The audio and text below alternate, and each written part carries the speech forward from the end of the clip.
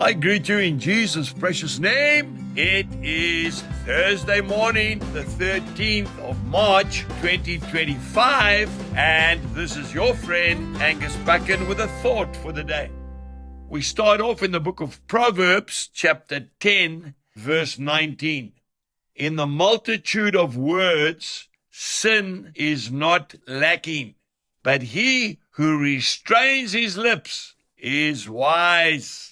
And then we go to the New Testament, to the Gospel of Mark, chapter 14, verse 61. But he kept silent and answered nothing. That was Jesus Christ when he was being interviewed, and he responded by saying nothing. You know, this message probably applies to me more than it applies to you. But we need to sometimes keep silent. Jesus never wasted his words. His speech was always yes or no, but nothing in between. He was decisive. You and I need to become more like that, and it will cost us a lot less pain and confusion. We need to learn to measure our words.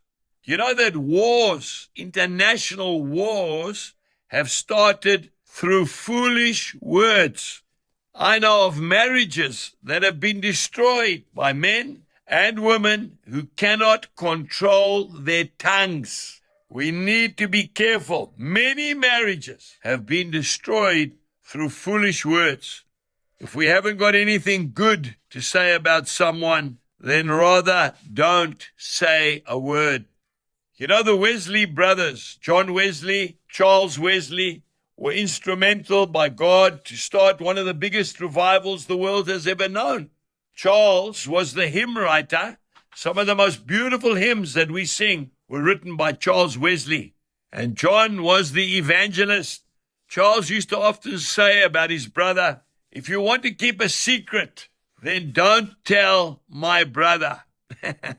I hope my wife is not listening to this message today. You know, Billy Graham is an evangelist that I have a great respect for.